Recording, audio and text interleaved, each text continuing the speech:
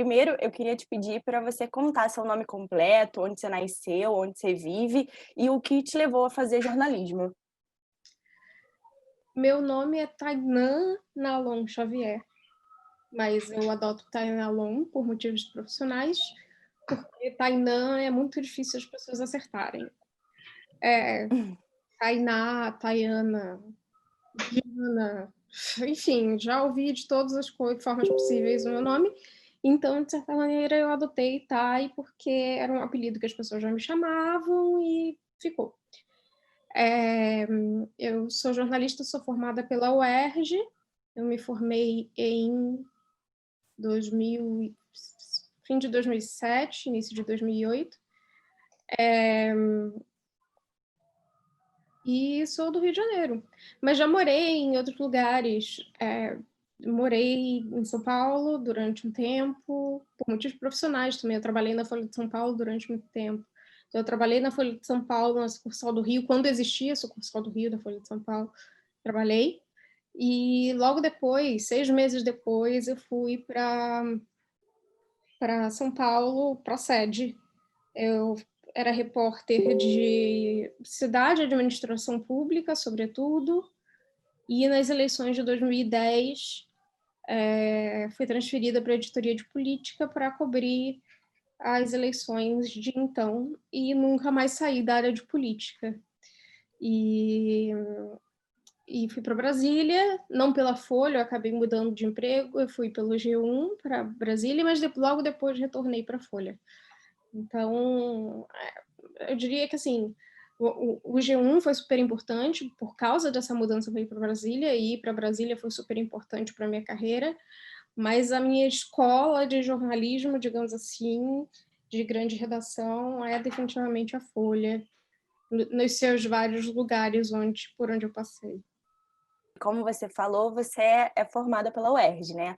E assim, você ainda, hoje em dia, você ainda traz alguma coisa dessa formação, apesar de todas essas transformações radicais do jornalismo?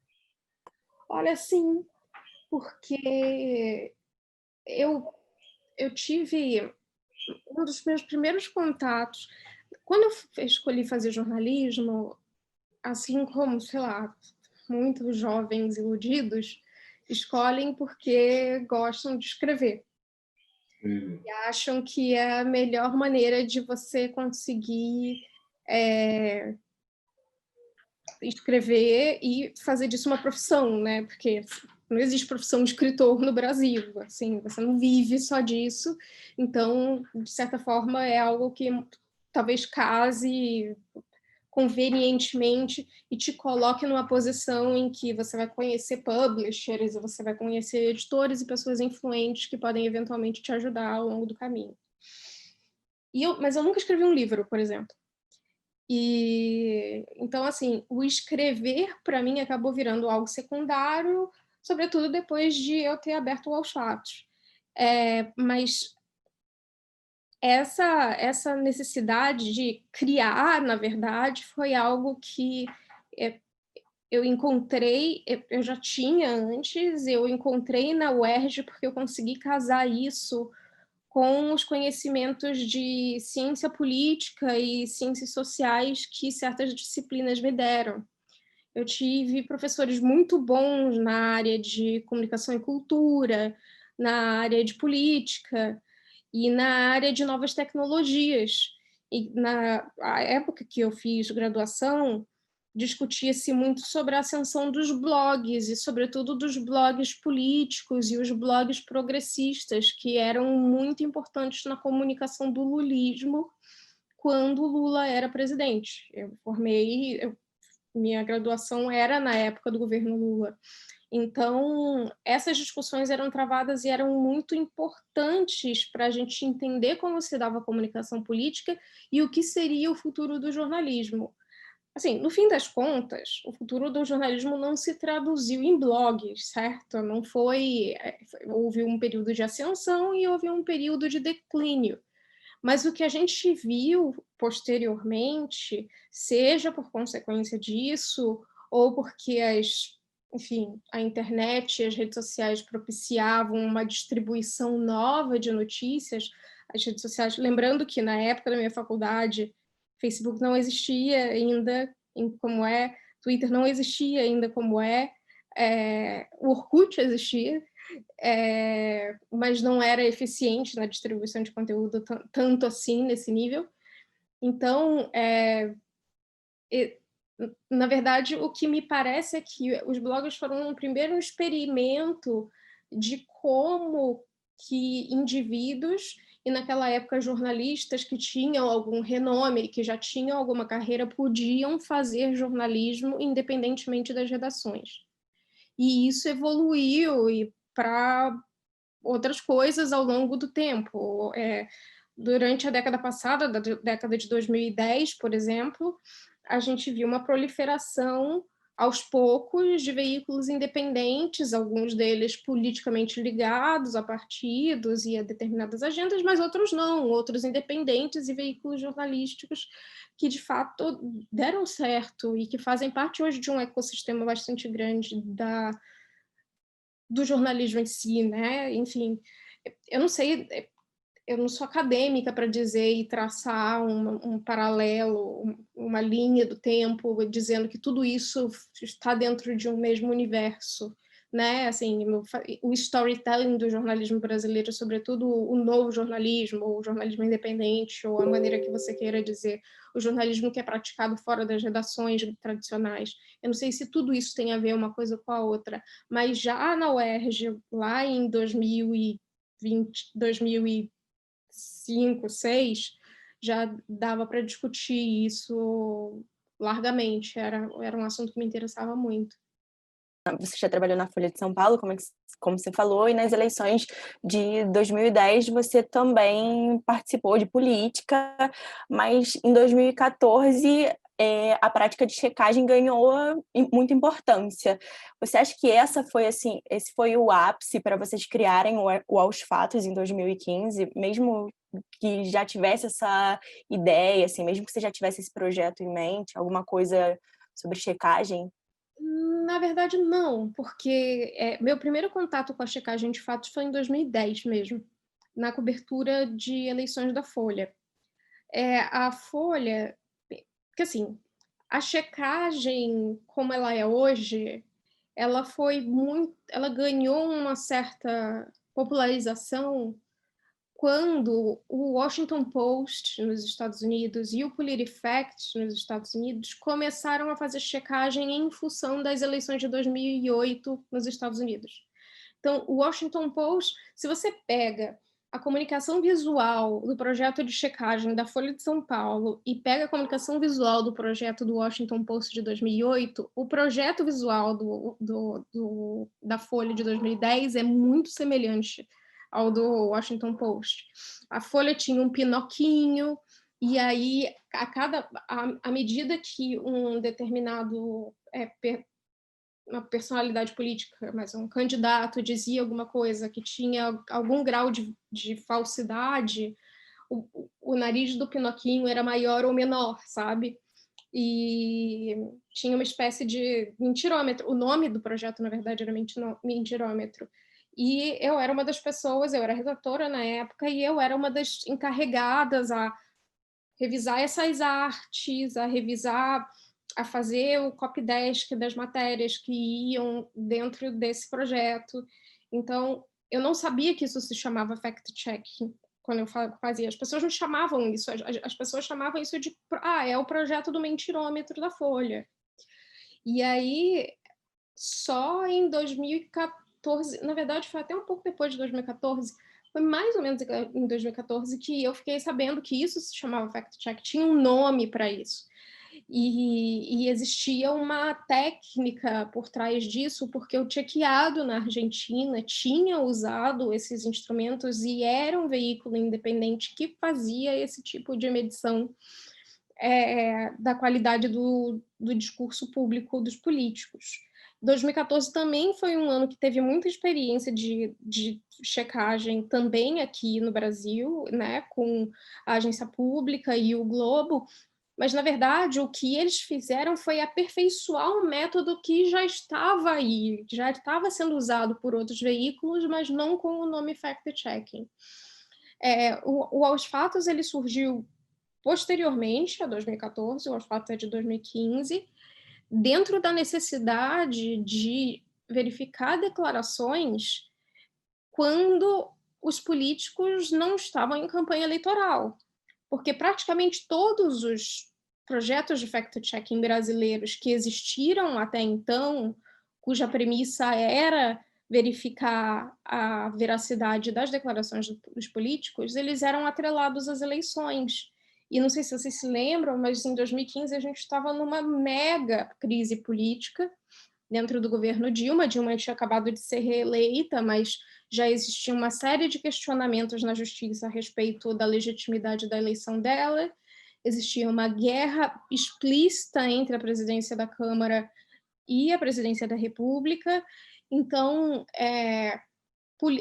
a Dilma fazia aqueles pronunciamentos dos panelaços, o Eduardo Cunha fazia pronunciamentos, Eduardo Cunha, que então era presidente da Câmara, fazia pronunciamentos para promover sua própria agenda e atacar o governo, e não tinha ninguém fazendo checagem nesse momento tão crucial para o Brasil. Então, o Aos Fatos não surgiu do nada, evidentemente. A gente teve 6 meses de planejamento, mas, assim, a gente lançou a nossa empreitada bem no meio dessa crise. Então, a gente teve um respaldo do público muito grande, justamente porque existia uma demanda para entender e saber quem estava falando a verdade e quem não estava, se todos estavam falando a verdade ou não. E foi isso. E você falou até em demanda de checagem. No dia 31 de março agora, desse ano, vocês enviaram uma newsletter falando que a demanda por checagem de informações cresceu muito por causa da pandemia. Você pode contar para a gente como é que chegam essas demandas para vocês e como funciona essa rotina assim, do Aos Fatos para checar?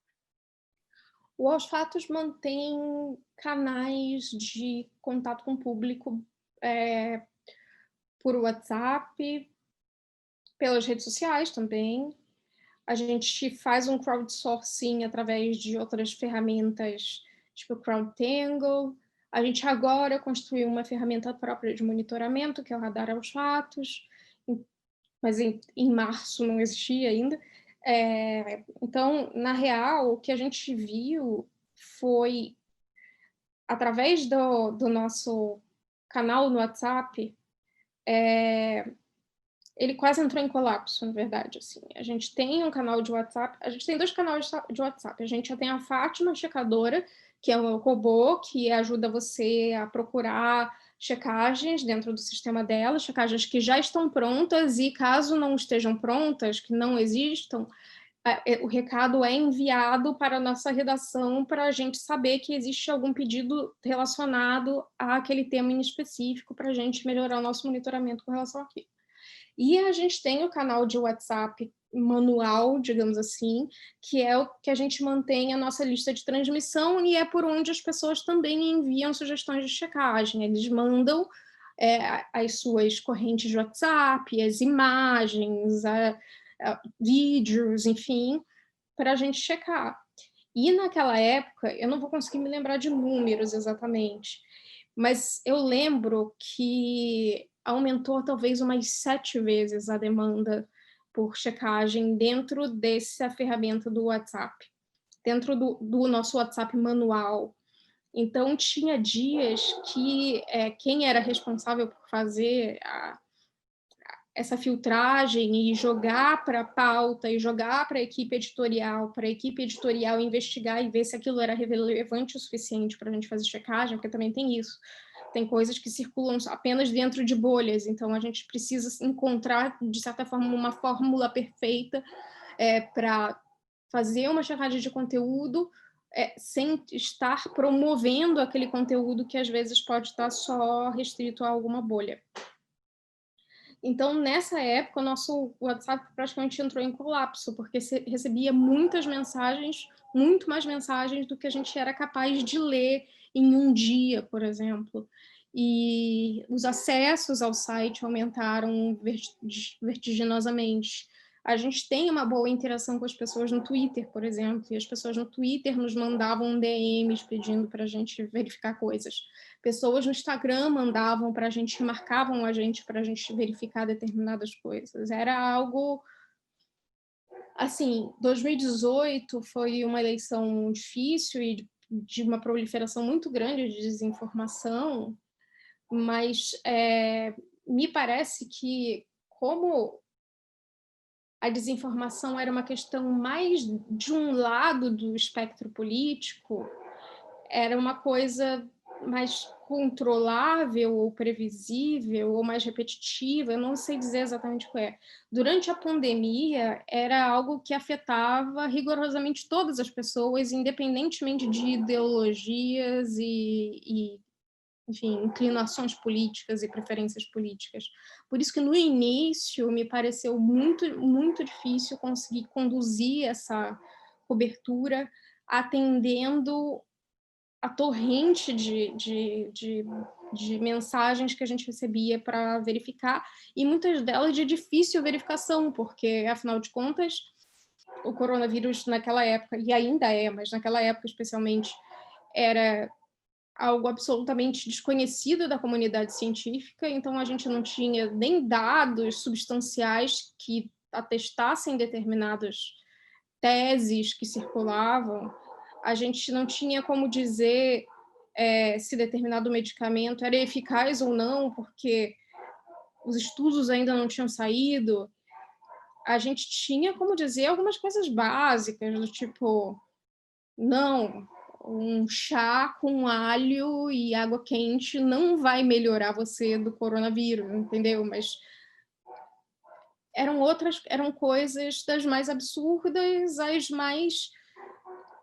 E é isso, assim, é um pouco também de você lidar com crendices populares, com conceitos... O brasileiro se automedica muito. O atendimento de saúde brasileiro é muito precário, então a gente tem tradições de curas domésticas muito fortes. Então, você dizer para as pessoas que se você tomar um remédio antigripal, ele não é um remédio que está te curando da gripe, ele só está amenizando os sintomas, né? Então, você entrar nesse tipo de detalhamento sobre como explicar o que está acontecendo, uma crise sem precedente, uma pandemia, enfim, como tornar isso mais palatável para um leitor que muitas vezes tem baixa é pouco instruído, e mesmo os muito instruídos, porque tem muitos muito instruídos que caem também, enfim. É muito difícil, é um desafio muito grande e eu diria que a gente fez o máximo que a gente pôde e continua fazendo, porque, enfim, os estragos continuam acontecendo. A gente passou essa semana inteira discutindo sobre se vacina é obrigatório ou não, se deve ser obrigatório ou não, e, tipo, se vacinar é seguro. Então, assim, nós retrocedemos muita coisa durante muito tempo com relação à desinformação por conta da pandemia também. A gente parece estar discutindo coisas muito óbvias e é curioso porque explicar coisas óbvias é difícil, porque elas são óbvias, entendeu? Então, é meio que assim, o céu é azul e a pessoa diz que é verde, e aí você tem que dizer que o céu é azul. Por que o céu é azul? Porque sempre foi azul e existe... E aí você entra assim, tipo, existe uma configuração de gases que deixa o céu azul, e a pessoa fala, cara, isso não me diz nada, isso não faz parte do meu repertório de vida. Enfim, é muito difícil, é muito difícil. E é ciência, né? E processo científico. Os fatos não obedecem o tempo das coisas, e é uma luta, é muito difícil. Vocês também falam muito sobre eleições, né? Vocês têm assim, vocês têm um cargo forte lá, e no caso dos recentes debates para prefeito, tanto no Rio quanto em São Paulo, vocês realizam checagens em tempo real. E isso demanda uma equipe grande de profissional, assim. Por que realizar esse tipo de checagem e como é esse trabalho? Esse trabalho, eu acho que é um dos trabalhos mais difíceis que a equipe do Aos Fatos faz até hoje. Eu particularmente não gosto muito dessa atividade, assim, do tipo, para eu fazer, do tipo, eu acho que eu estou fazendo a minha terceira cobertura eleitoral nos fatos, fazendo em tempo real. Lógico, eu cobri outras eleições, mas não pelos fatos. E é um desafio muito grande, porque é muita informação sendo checada, reconferida, empacotada, editada num curto período de tempo e exige um planejamento muito grande. E a repercussão nas redes geralmente é muito grande, porque as pessoas veem os debates e usam o Twitter, sobretudo, como segunda tela. Então, elas esperam que a gente faça, já criou-se uma tradição para que a gente faça a cobertura em tempo real de debate. E é um momento de extrema polarização circunstancial nas redes. As pessoas, elas sentem prazer, ódio, sentem alegria, elas estão muito agressivas por causa das suas agendas e porque seus candidatos estão defendendo determinadas agendas. Então, é um momento em que a gente é xingado de todas as coisas possíveis e imagináveis por todos os espectros políticos. É extremamente desgastante por causa disso, porque a gente não pode errar, né? Ou a gente precisa fazer um esforço muito grande para não errar num curto período de tempo fazendo essas coberturas. Então, é muito desafiador por causa disso. E como a checagem em tempo real ela é um pouco mais simples, no sentido de que a gente tem que empacotar determinadas declarações e explicar por que aquilo é falso, ou exagerado, ou impreciso, ou mesmo verdadeiro, e a gente tem que explicar por que às vezes as explicações elas demandam mais contexto e demandam mais profundidade, mas aquele formato em específico não permite. A gente não consegue fazer isso enquanto existe um debate acontecendo, né? Então, eu acho super... É um grande desafio para a gente fazer, mas, ao mesmo tempo, é super importante em termos de documentação. É sempre um sucesso nas redes, é sempre um sucesso de engajamento. As pessoas usam nossas checagens para mostrar quem se deu bem e quem não se deu bem no debate, não que quem falou mais mentira ou não, porque, enfim, a gente deveria checar rigorosamente todas as declarações de todo mundo e a gente não faz isso. Mas o que é de mais relevante aconteceu, ou quem é o candidato que parece estar mais bem brifado sobre determinados temas. E isso é super importante, porque tem candidatos que vão para debates para vender ilusões e dizer que certas coisas são de um modo que efetivamente não são e que não tem nenhum compromisso com os fatos.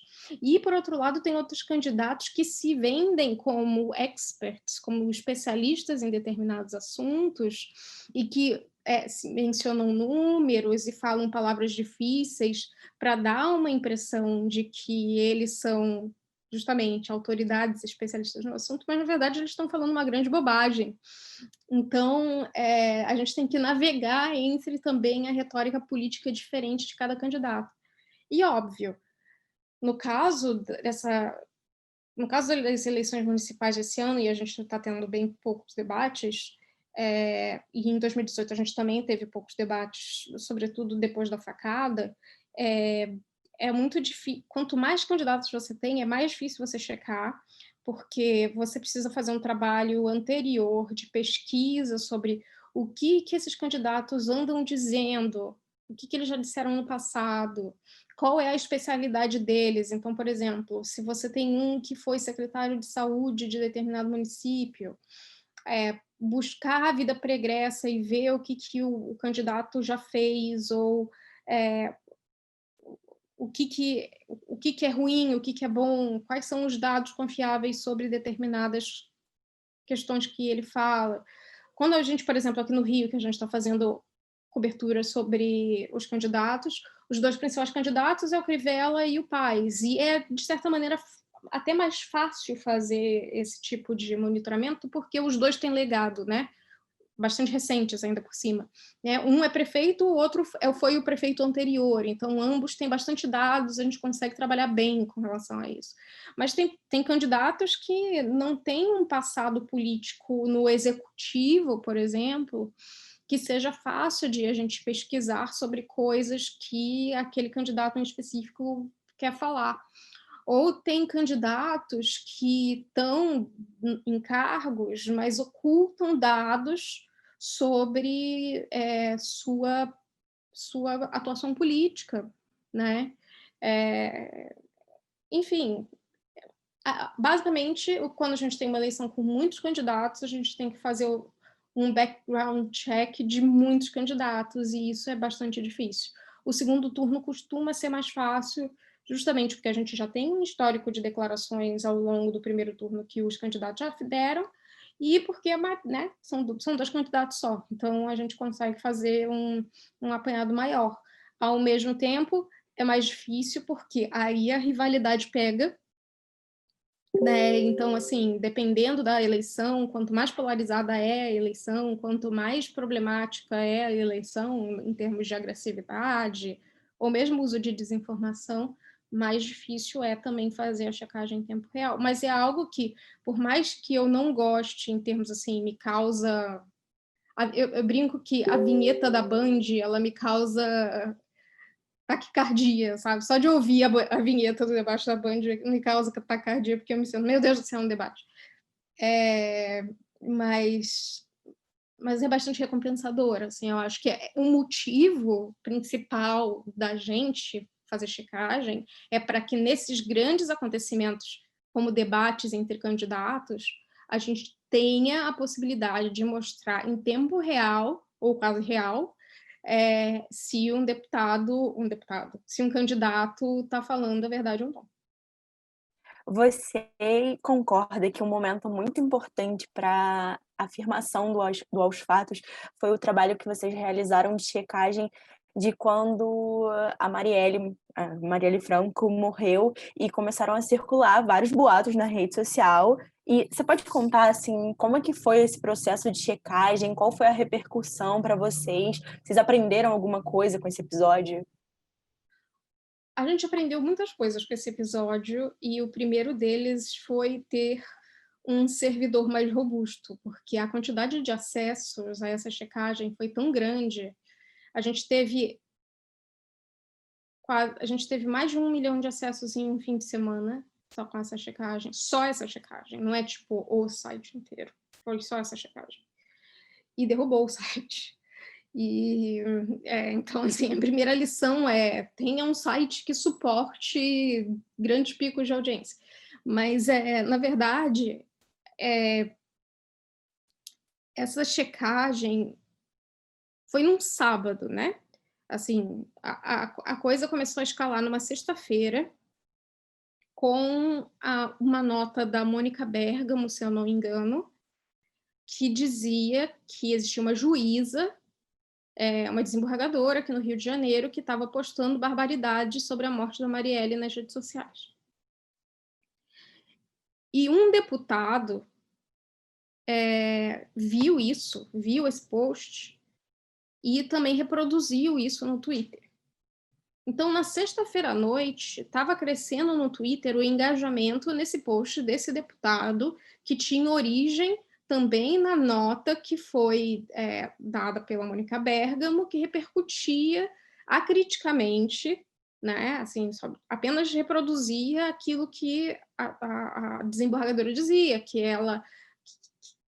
que eu não me lembro literalmente o que dizia, mas, né, dizia que ela era ligada ao tráfico, que ela gostava de bandido, defendia bandido, etc. Tal, lá, lá, lá. E aí,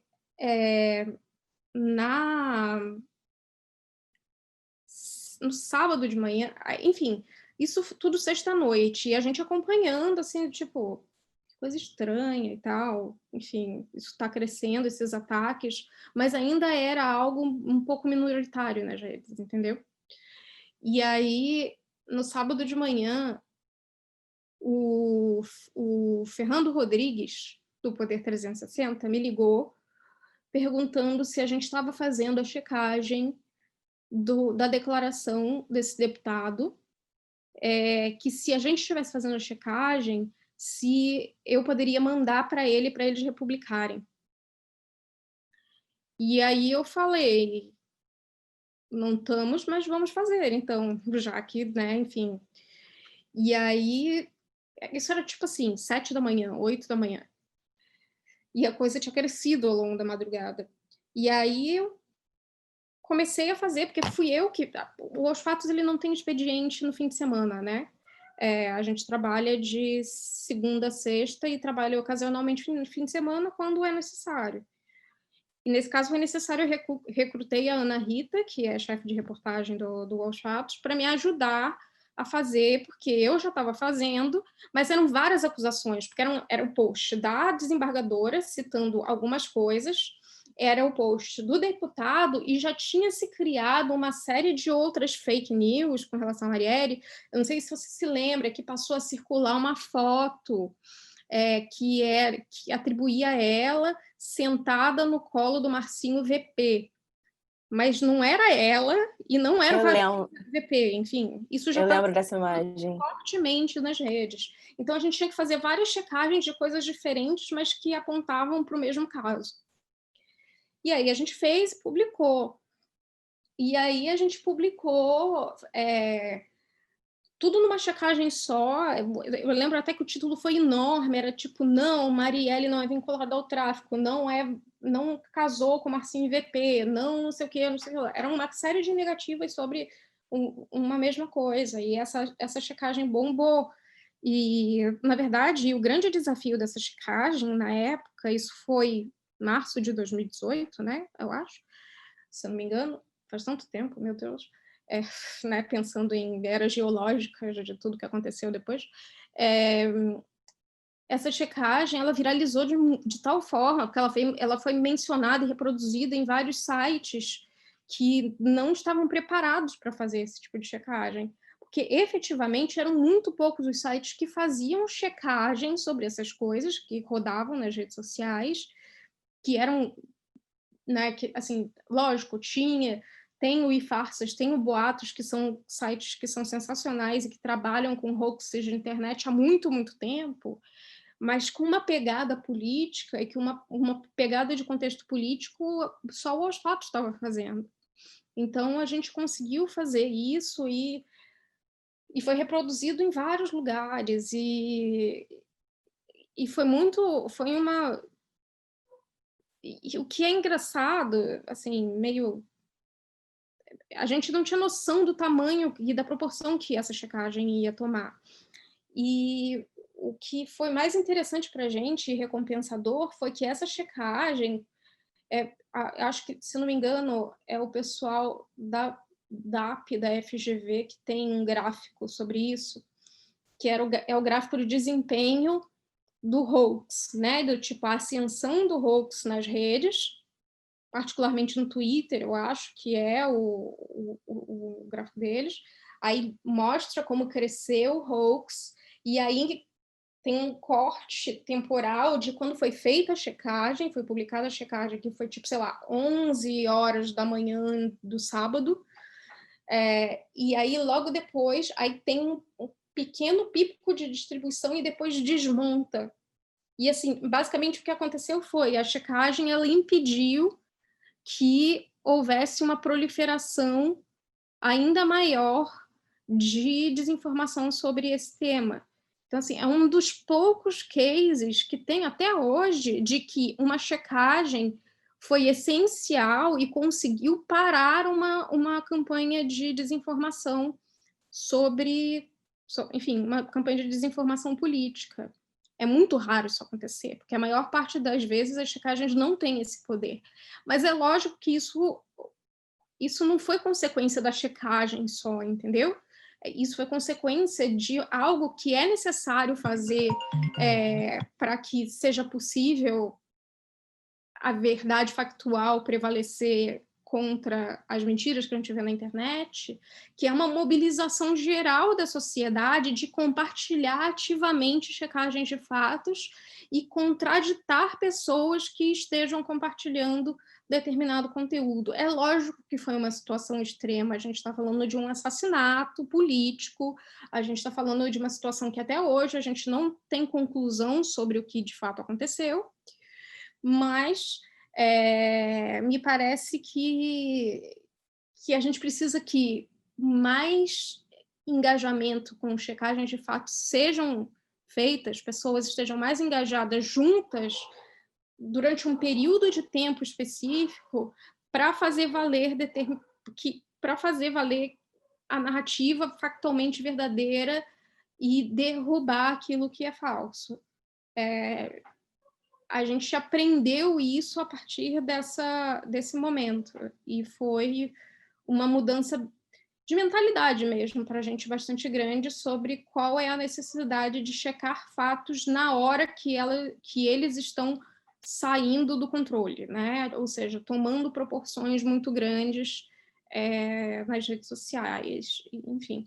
A gente não vai mudar as pessoas de ideia, a desembargadora continua publicando, até onde eu sei, publicando certas barbaridades no perfil do Facebook dela, o deputado em questão continua publicando várias barbaridades no perfil dele, nas redes sociais, mas, nesse caso em específico, a gente conseguiu fazer, foi bom, foi positivo o retorno.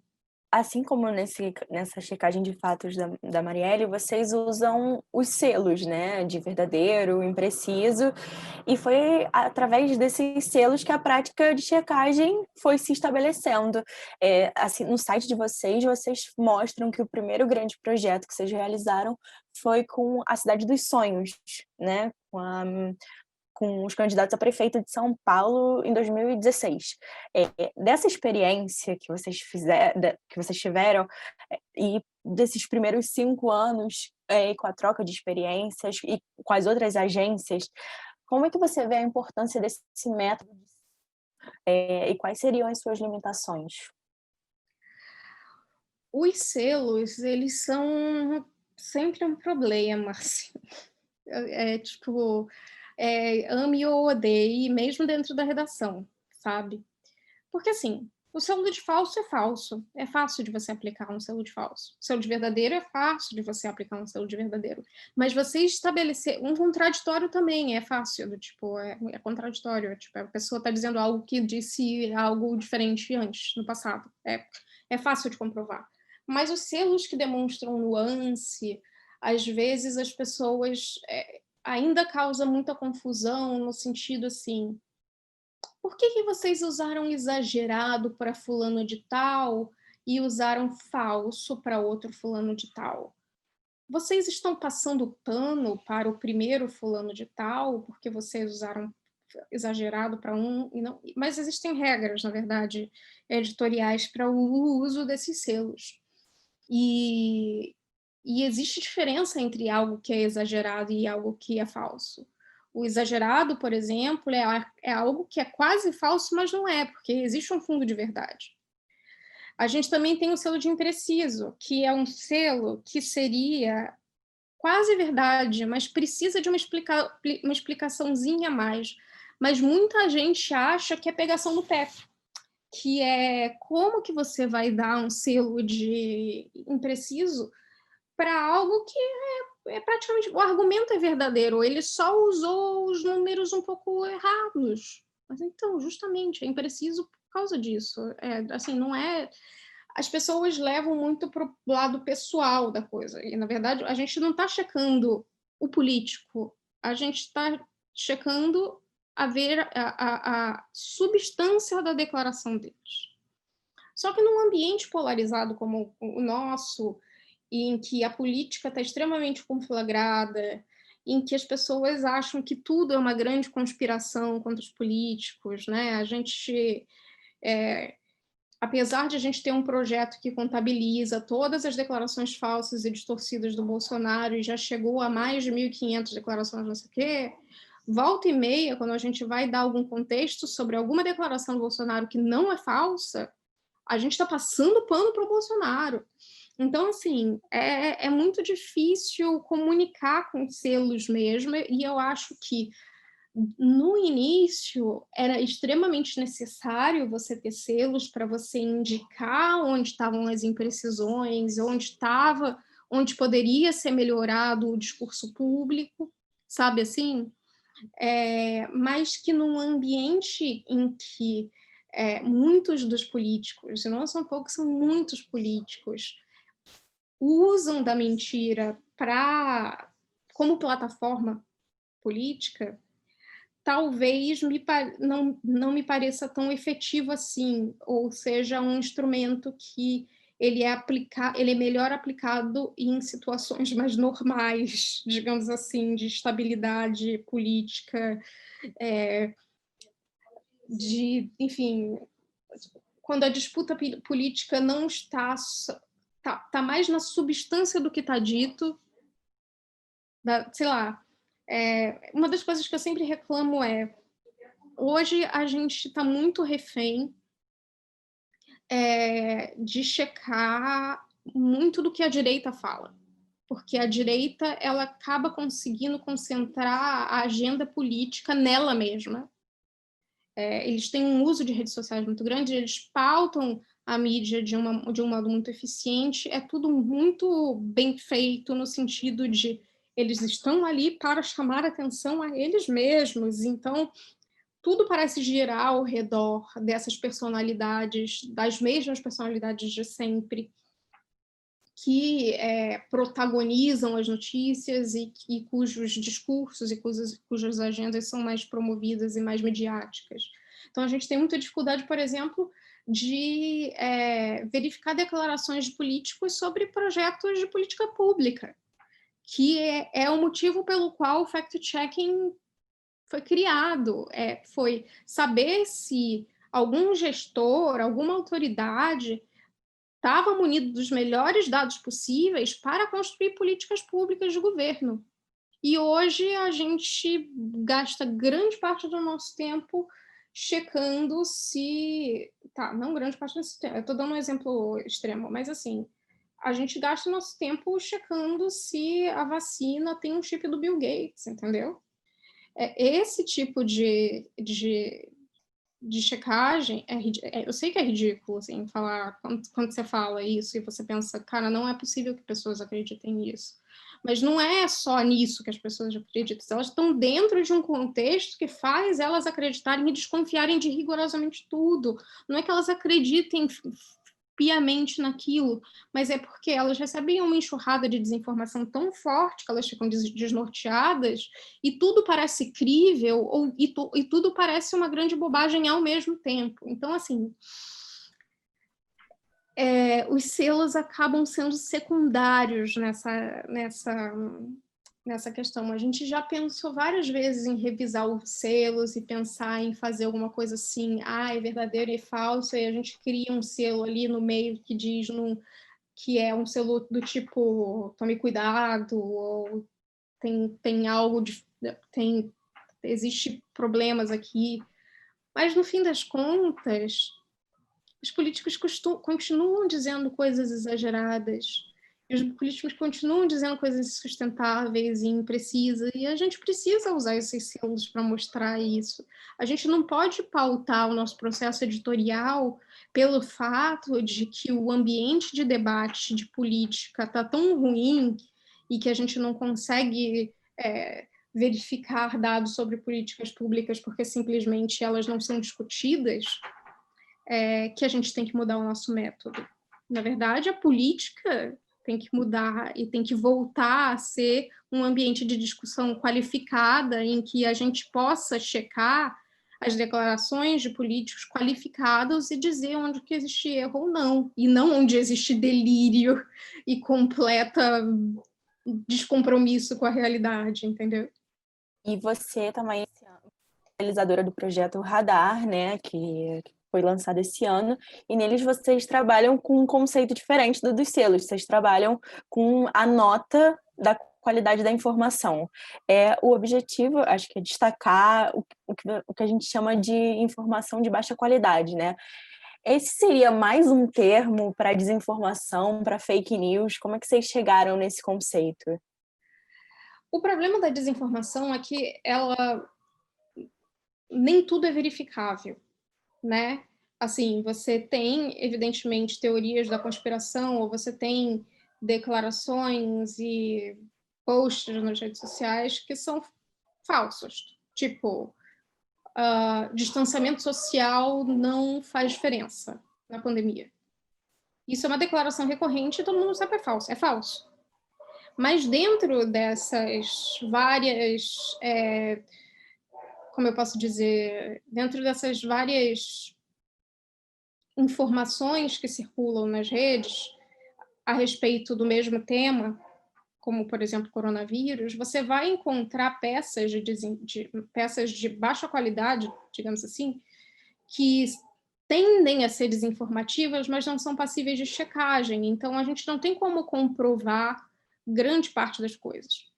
Além de tudo, quando você lida com desinformação, o problema da desinformação ele é uma parte do problema, de um problema maior, que é a poluição informacional.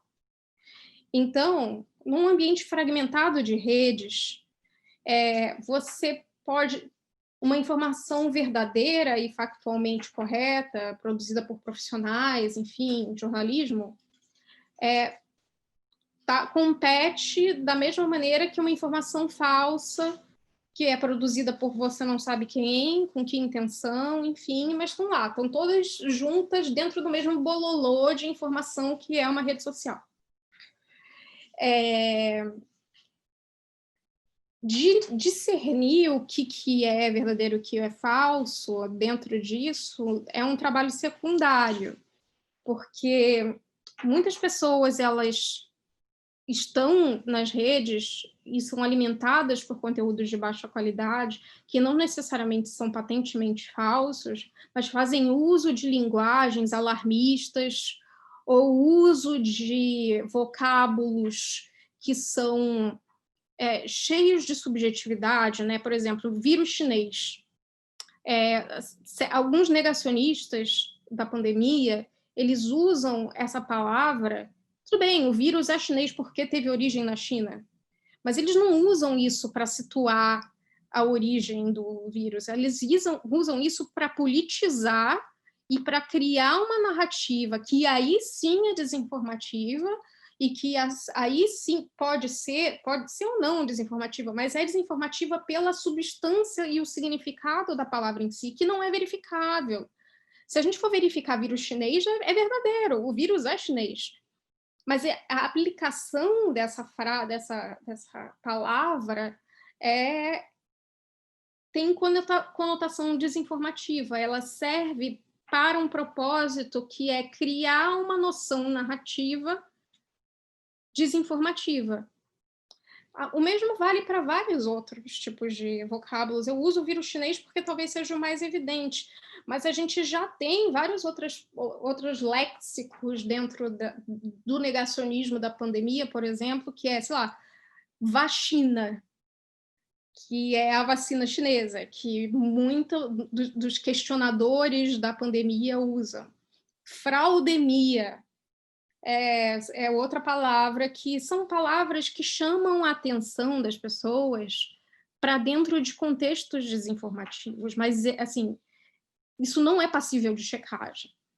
Então, no radar, a gente usa esses padrões linguísticos que são muito relacionados a alguns tipos de conteúdos que são desinformativos, mas que não necessariamente são passíveis de checagem, ou que a gente não tem a capacidade de checar todos eles, porque também tem isso, né? Existe muito mais informação falsa circulando do que checadores capazes de desmenti-las a todo tempo. Então, o radar, na verdade, um dos objetivos do radar é mostrar que existe essa proliferação e esse universo todo de desinformação que que está por aí, que, né, enfim, que existe, e como que essas desinformações circulam de modo diferente a depender das redes.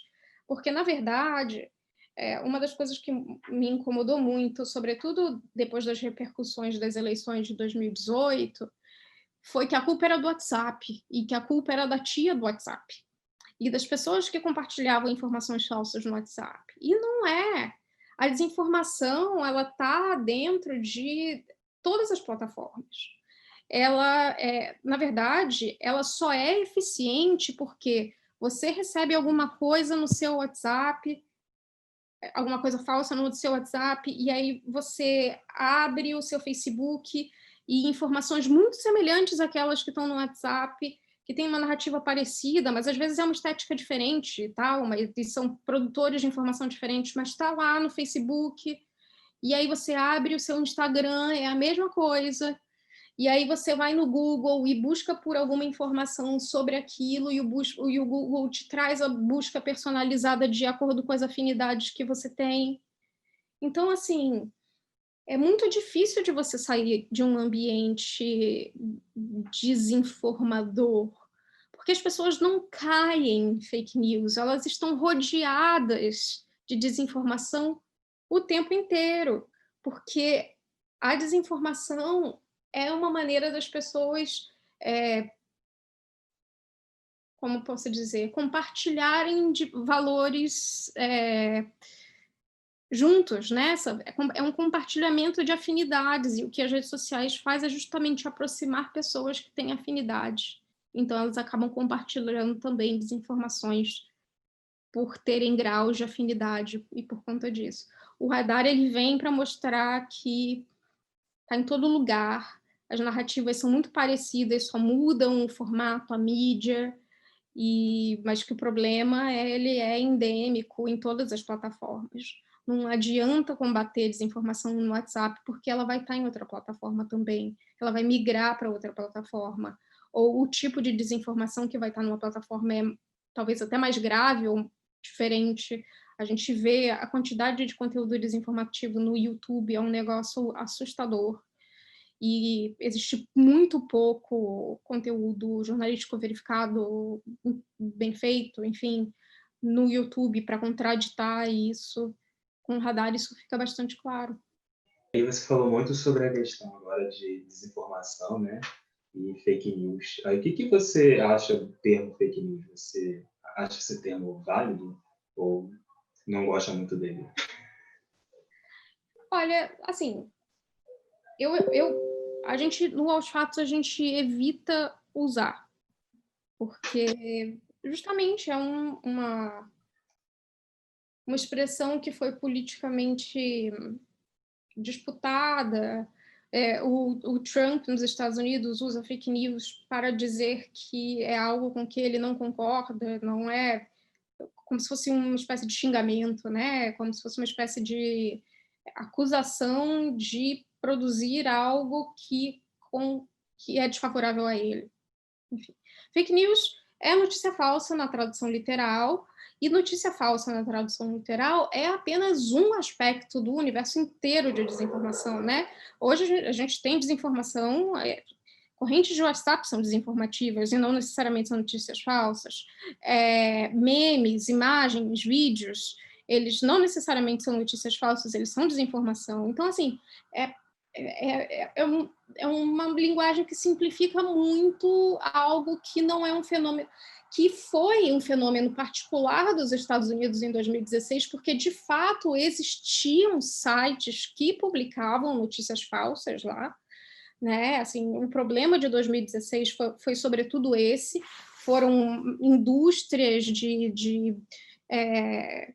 sites mesmo que produziam notícia falsa com finalidade de monetizar, né? Mas esse não é o problema no Brasil. Quer dizer, é um dos problemas do Brasil. Existem sites muito problemáticos e que são feitos para ganhar dinheiro, sim, com narrativas falaciosas, mas o problema não é só esse. Então, acaba sendo, além de politicamente contaminado o termo, acaba sendo não tratada questão de modo macro, né? Não trata a situação como deveria ser, que é uma quantidade muito maior. Desinformação é algo que contempla uma quantidade muito maior de falsidades que circulam nas redes do que apenas notícias falsas. E também você acabou de falar, né, sobre a questão do WhatsApp, né, porque muita gente considera o WhatsApp o vilão da internet, né, que é lá que surge, todas as fake news surgem e é por lá que elas circulam sem regulação, sem ter ninguém para vigiar. Então, e depois das eleições de 2018, as pessoas ficaram com essa sensação de que nada podia ser feito, né, para melhorar o WhatsApp nesse aspecto. Então, você considera que o trabalho feito pelo Olhos Fatos contribui para mostrar que tem sim um espaço para atuar no WhatsApp com a desinformação? Porque tem muitas pessoas que elas, por exemplo, compartilham o link do Olhos Fatos no WhatsApp, por exemplo. Vocês acham que o trabalho de vocês pode ser suficiente para dar uma freada nas fake news do WhatsApp? Eu acho o trabalho de checagem, ele sozinho é muito difícil de ser efetivo, porque na maior parte das vezes a checagem não chega nas pessoas que mais precisam. O principal, como eu posso dizer, o principal público-alvo de determinadas peças de desinformação são grupos extremamente fechados. E quando eu falo grupos, é grupo de WhatsApp, é grupo no Facebook, são comunidades mesmo criadas na vida real, não é só, tipo, é gente que, sei lá, vai à igreja, é gente que partilha de valores que são muito particulares dessas comunidades, entendeu? E que, de tão fechado que são, não existe espaço para o contraditório sobre determinados fatos. Então, assim, o que a gente precisa ter em mente é que a gente precisa trabalhar com aquilo que é possível, com a audiência possível. Vai ser muito difícil furar a bolha dos mais radicais. Vai ser muito difícil fazer com que pessoas que, por exemplo, acreditam em teorias da conspiração QAnon, você coloque uma checagem de fatos na frente dela e ela vai pensar, não, realmente é falso. Não é uma construção. Da mesma maneira que a boa informação, estar bem informado é uma construção contínua, né? Você não se informa bem apenas com uma notícia. Você lê as notícias e se mantém bem informado a longo prazo.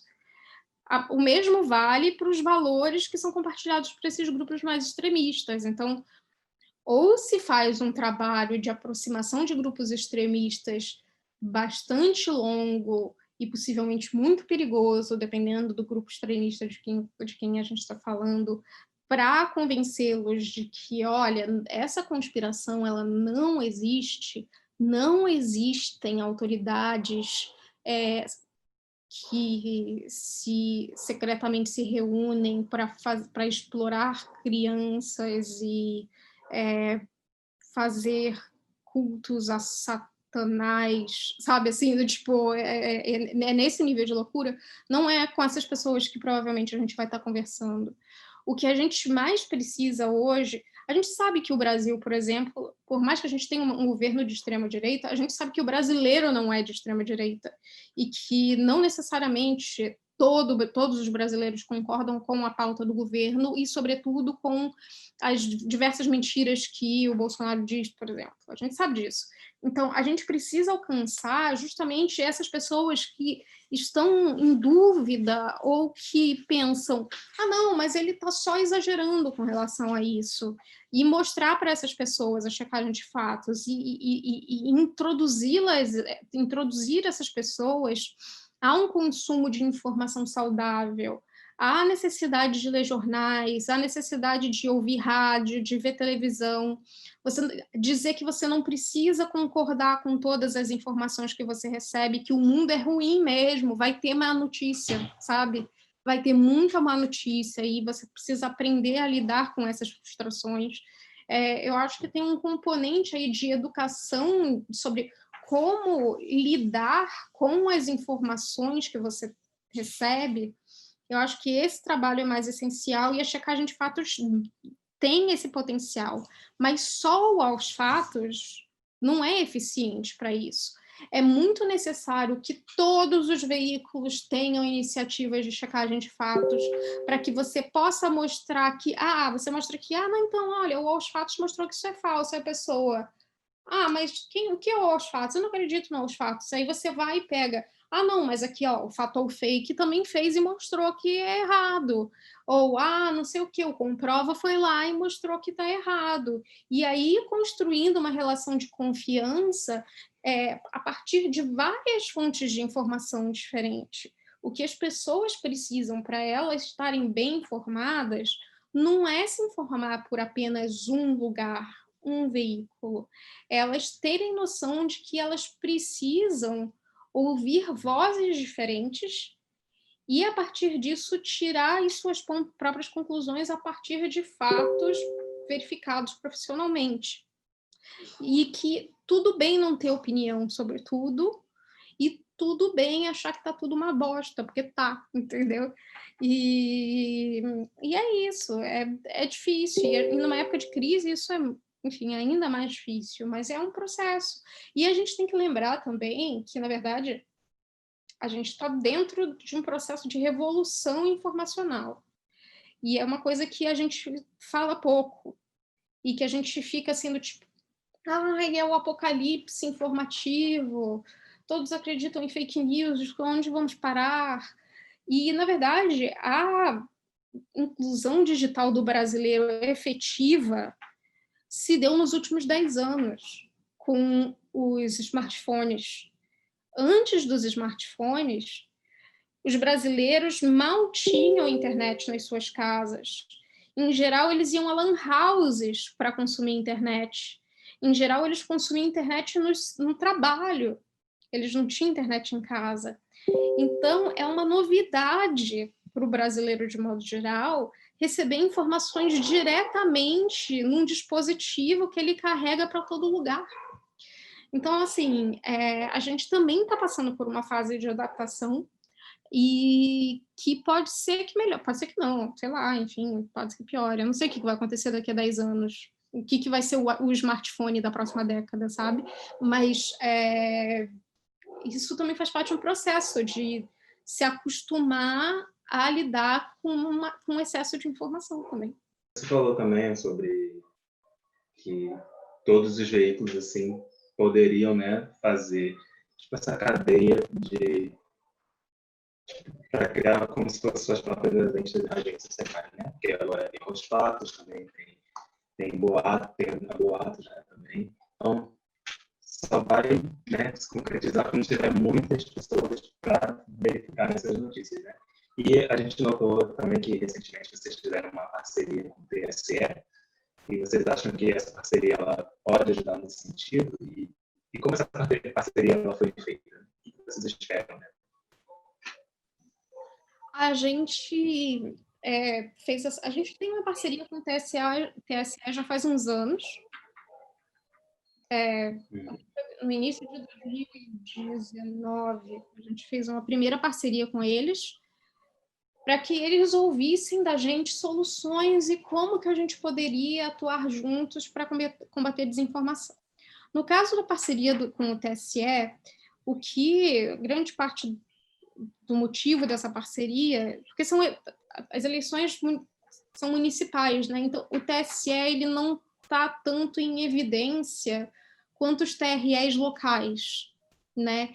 Então você precisa de uma articulação um pouco maior e mais complexa para as eleições municipais. Eu costumo dizer que cobrir eleições municipais é muito difícil, porque são várias eleições simultâneas diferentes, enquanto cobrir uma eleição nacional, por maior que seja a repercussão, é uma eleição só, né? Então, assim, o que o TSE não queria era repetir os erros do passado, que foi subestimar o poder da desinformação, não contra os candidatos em si, mas contra a própria corte e a própria segurança do voto. Então, essa parceria com o TSE, ela continua nesse sentido, ela continua acontecendo para que desinformações sobre fraude nas urnas eleitorais, sobre as urnas já estarem programadas com votos para determinado candidato, ou sobre as urnas não são seguras, são hackeáveis e pode ter interferência externa na contagem de votos. E, enfim, com esse elemento ainda da pandemia, eles têm muito medo de que se crie um pânico sanitário mesmo, assim, do tipo, as zonas de votação são polos de disseminação de Covid, sabe, assim, para evitar esse tipo de campanha, o TSE articulou uma rede de checadores que já tinham se articulado durante o primeiro e o segundo turno de 2018, numa espécie de coalizão contra desinformação que se proliferou muito às vésperas do primeiro e do segundo turno das eleições de 2018, que foram momentos muito difíceis em termos de desinformação. Assim, a desinformação que circulou no sábado, na véspera da eleição e no dia da eleição em 2018, foram coisas assustadoras. E o TSE, na época, não tinha estrutura para responder à quantidade de solicitações e esclarecimentos que a gente tinha solicitado para eles. Assim, existiam pessoas votando com arma na mão, existiam pessoas publicando uma espécie de extrato, né? Aquele papelzinho que sai da urna eletrônica quando finaliza a votação, que é basicamente o termo que mostra que aquela urna foi encerrada e lacrada e está pronta para ser enviada para a contagem de votos. Tinha gente atribuindo aquilo, mostrando que aquilo dizia quais eram os votos que tinham sido feitos para cada candidato. Enfim, era uma loucura de desinformação, e no caso da eleição presidencial, você tem eleição, sei lá, no Japão, então quando estava abrindo urna aqui, já tinha urna fechada no Japão, e estavam divulgando nas redes sociais o resultado da eleição no Japão. Então, assim, era uma crise de segurança de informação muito grande que o TSE não conseguiu controlar. Hoje, eu acho que existe um entendimento um pouco melhor. Assim, não ponho minha mão no fogo por ninguém, porque, afinal de contas, tudo pode acontecer. Mas hoje eu acho que existe um entendimento maior de que é preciso se precaver, porque a desinformação vai acontecer, e o que eles precisam é ter respostas prontas na hora para mostrar que determinadas informações que estão circulando são falsas ou não são confirmadas e que não devem ser disseminadas. Enfim. Você falou muito agora do TSE, né, na questão do que eles aprenderam com as eleições de 2018. E o que vocês acham que o Aos Fatos pode ter aprendido de lição com as eleições de 2018? A gente aprendeu muita coisa. Foi uma curva de aprendizado muito grande, porque assim, a eleição para a gente em 2018, ela não começou na campanha oficial, né? A eleição começou no início do ano. Então, quando a gente, por exemplo, firmou uma parceria com o Facebook, que a gente tem até hoje, para checar fatos dentro do Facebook e mostrar o que é verdadeiro, o que é falso ali dentro, a gente foi muito atacado por movimentos como o MBL e outras milícias digitais. A gente recebeu ameaças físicas, não ameaça física, tipo, fisicamente, fomos fisicamente ameaçados na rua, mas assim, a gente recebeu ameaças pela internet do tipo, se eu te encontrar na rua, eu vou acabar com a sua raça, ameaça de morte. A gente foi alvo de doxing, Vários dos nossos dados foram colocados públicos, imagens desabonadoras, declarações que pessoas deram no passado e que, na verdade, não tinham problema. Tipo assim, declarações que foram consideradas problemáticas contra a gente. Nós somos pró-comunidade LGBTQ. Isso para eles era uma ofensa, era algo assim do tipo, eles colocaram isso dentro de um dossiê, dizendo que a gente era de extrema esquerda porque a gente simpatizava com a causa dos LGBTQs. E é o tipo de coisa que você fala, sim, nós simpatizamos com a causa dos LGBTQs, porque, enfim, onde que isso é um xingamento? Mas isso para eles era um xingamento, entendeu? Então, enfim, uma série de outras coisas que aconteceram e a gente passou por um processo bem traumático por conta disso. A gente foi atacado durante o período do pleito inteiro.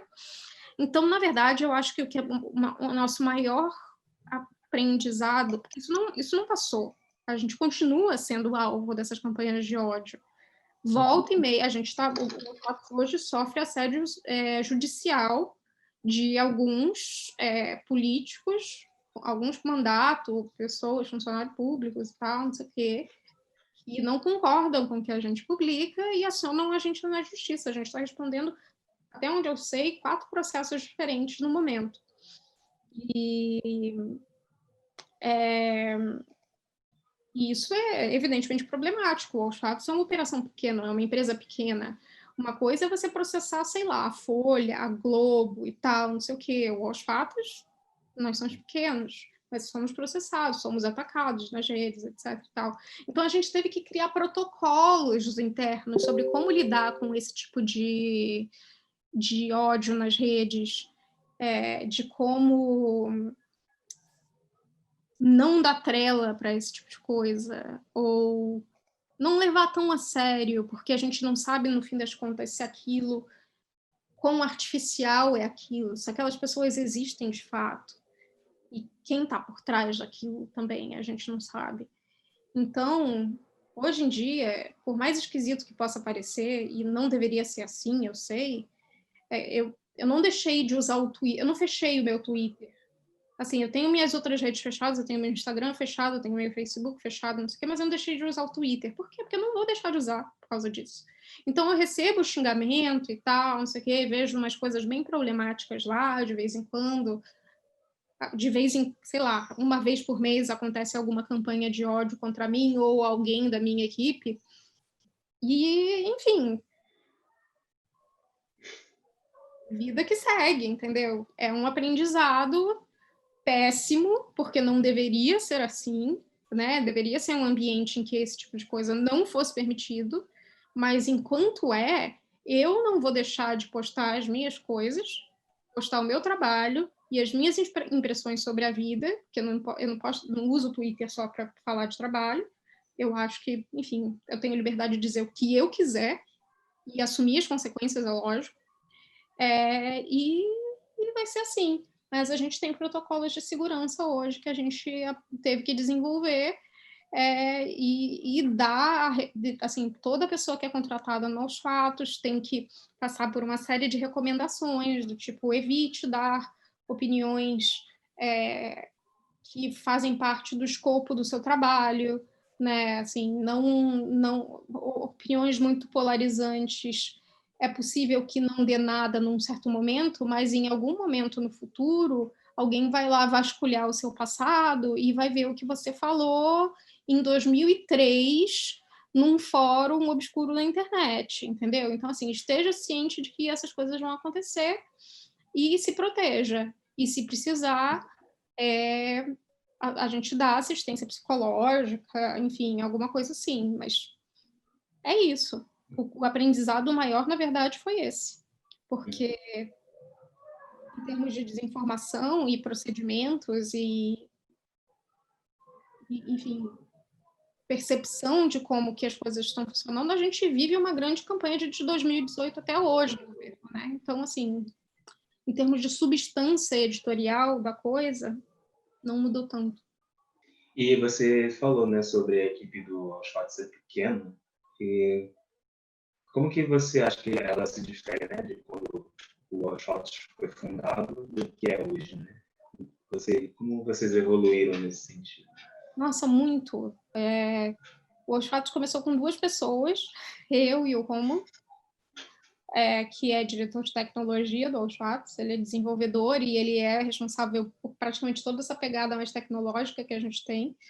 Assim, eu gosto muito de tecnologia, eu gerencio os projetos de tecnologia, mas a pessoa com quem eu falo do tipo, é possível fazer tal coisa, é o Romulo. Então, assim, é uma coisa mais ou menos assim.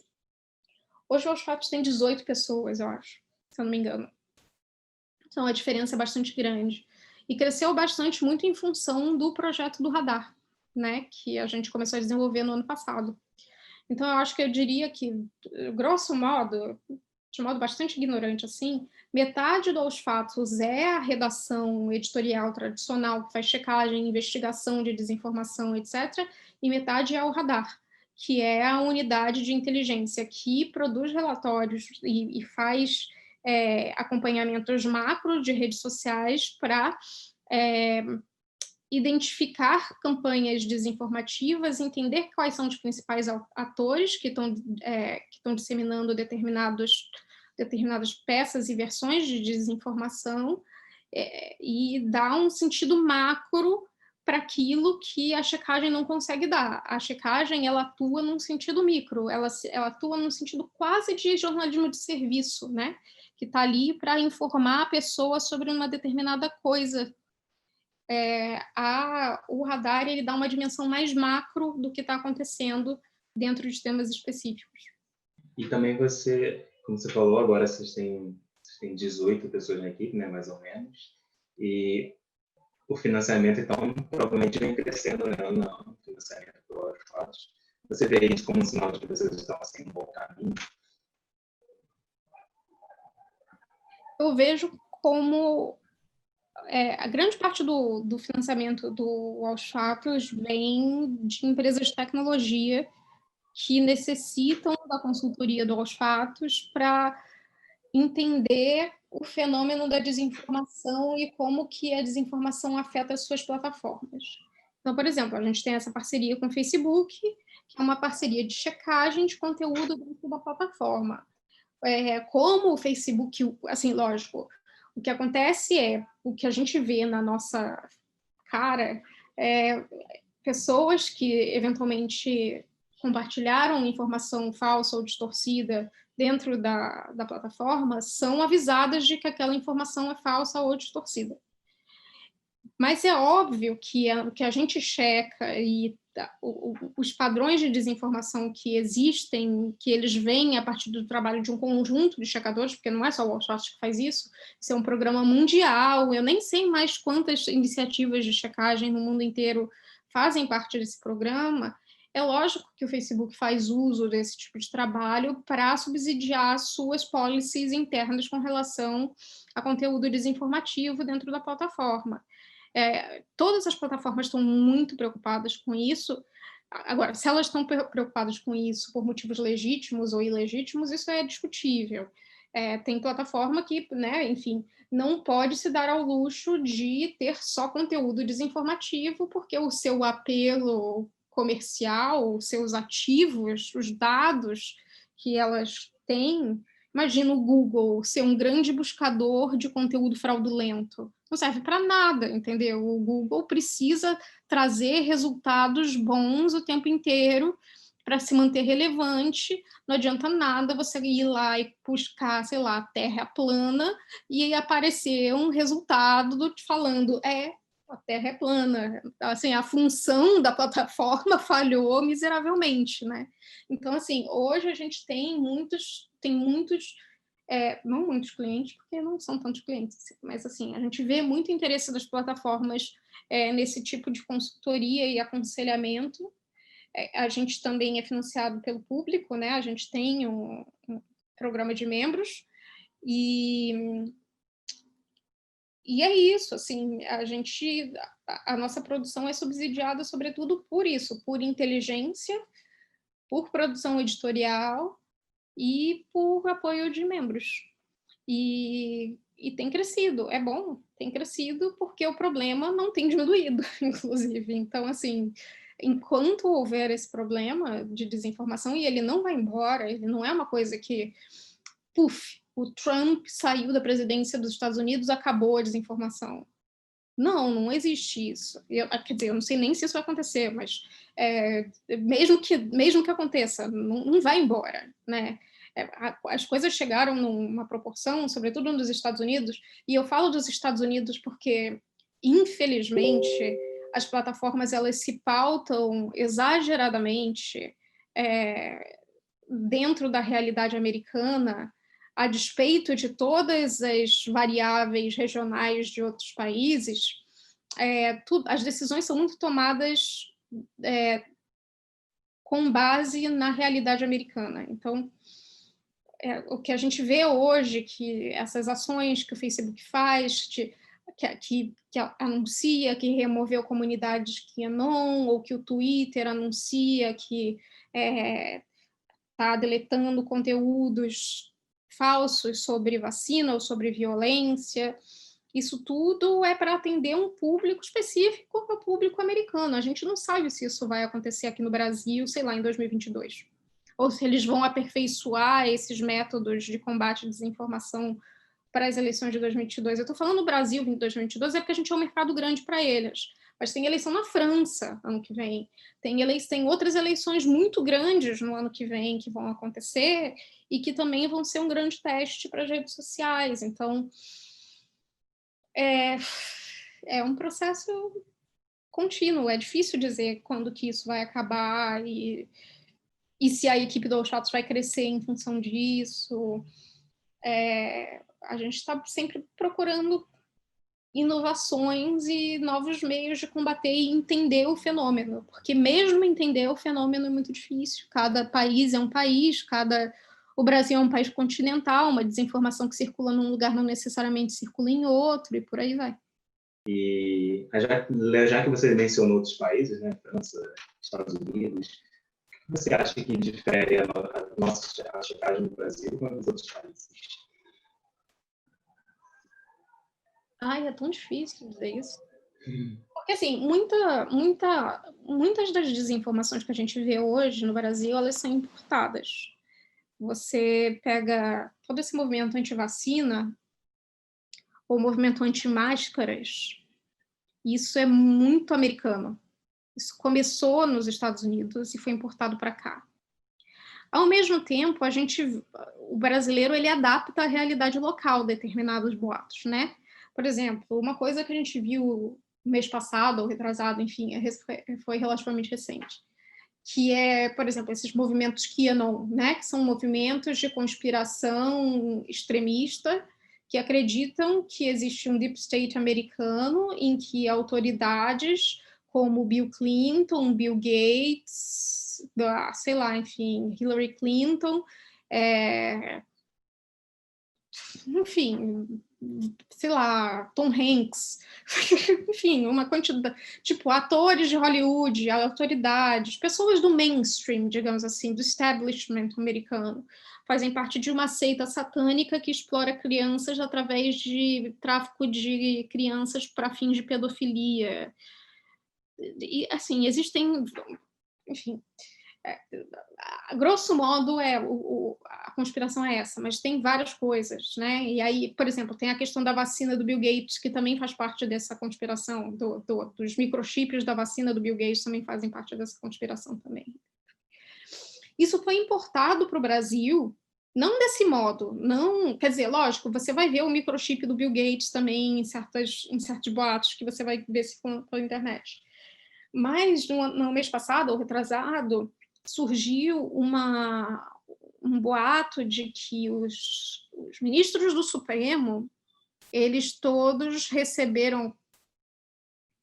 fizeram encontros com João de Deus, né, que foi condenado por conduta sexual inadequada, crime sexual, enfim, eu não sei exatamente o termo que ele foi condenado,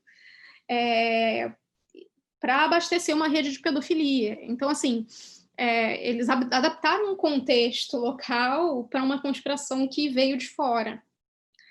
Mas a gente tem desinformação que é coisa nossa também, né? Que é uma desinformação mais coisa nossa do que kit gay, por exemplo. Então, assim, varia, sabe? E como os países lidam entre si é muito difícil, porque depende muito da circunstância em que determinados processos estão acontecendo. Eu lembro que na época da eleição do Macron, na França, foi logo depois da eleição do Trump, se eu não me engano, ou logo antes, ou logo... Enfim, esperava-se que haveria um grande maremoto de desinformação na França por conta da eleição de primeiro-ministro lá. E, no fim das contas, não teve nada disso. Na verdade, quer dizer, teve desinformação e tal, mas foi algo que não foi tão problemático assim para o resultado das eleições. A gente tem o caso clássico do Brexit, né, no Reino Unido, que é anterior à eleição do Trump, inclusive, e posteriores eleições, né, de como que isso se desdobrou e até hoje se desdobra em movimentos cada vez mais fragmentados. Hoje o Reino Unido passa por um processo de contestação de saída da União Europeia, porque os outros reinos unidos à Inglaterra eram contrários à saída da União Europeia. Então, assim, isso varia muito do contexto local, enfim, é lógico que existem pautas comuns, e essas pautas extremistas, tipo anti-gênero, anti-minorias, contra negros, contra indígenas, elas são muito... Você vê isso em praticamente todos os ambientes mais radicalizados, independentemente dos países, né? Então, o que acontece é que cada país adequa a desinformação ao seu conteúdo, ao seu contexto local. Tipo, sei lá, incêndio no Pantanal, incêndio na Amazônia, né? Que é algo nosso, mas que, enfim, é uma desinformação que outros países da América Latina também foram impactados por esse tipo de desinformação também. Países que são fronteiriços com o Brasil e que têm a Amazônia também. Então, assim, é isso. Existem componentes comuns, mas, em geral, a desinformação, para ela ser mais bem... como eu posso dizer? Mais convencedora, sei lá, enfim, mais crível, ela tem que se adaptar ao contexto local também. Entendi. E você acha que hoje o jornalista ele trabalha mais para levar informação ou para combater desinformação? Eu acho que o jornalista trabalha mais para levar informação, assim, os checadores, eles são uma parte cada vez mais relevante do jornalismo, é lógico. Eu acho que sim, a gente acaba ficando refém muito de ter que explicar o que não é verdade, o que não é. E não só checadores, jornalistas que estão na rua, analistas que estão na TV, no rádio e tudo mais, é função deles também explicar e dar contexto, mas isso sempre foi uma função do jornalismo, dar contexto, sabe? Eu acho que pela natureza fragmentada do jornalismo na internet, isso acabou se perdendo um pouco, porque, né, você lê uma matéria que está num link e a análise sobre aquele tema, às vezes está num outro link, e que você não lê, né? Então, essa coerência editorial a gente perdeu muito. Mas eu acho que os jornalistas continuam, a despeito de todas as dificuldades, e elas são várias, né? Porque, enfim, as redações estão sofrendo problemas financeiros graves. Eu acredito que o jornalista, a função continua sendo, e sempre será, a de trazer informações novas, importantes sobre os fatos. Toda a função de jornalismo, ela é uma função reativa. Você precisa que fatos aconteçam para que você reporte sobre eles. Então, assim, no caso dos checadores, ele é apenas um tipo de jornalismo, em que você precisa que o fato, no caso, a mentira, aconteça para que você faça o seu trabalho. Mas se você é um jornalista investigativo que atua na área de corrupção, você precisa que a corrupção aconteça e que as investigações sejam conduzidas para que você consiga reportar o seu fato. Então, assim, eu não vejo muita diferença nisso. É lógico que se você tem um governo que é baseado e recorrentemente se utiliza de mentiras, o seu trabalho acaba ficando um pouco mais refém de dizer que tais coisas são mentiras. Mas isso é importante também. Isso é cobertura de política, isso é cobertura de governo. É um tipo de governo. E ele está lá e ele foi democraticamente eleito. O que a gente pode fazer?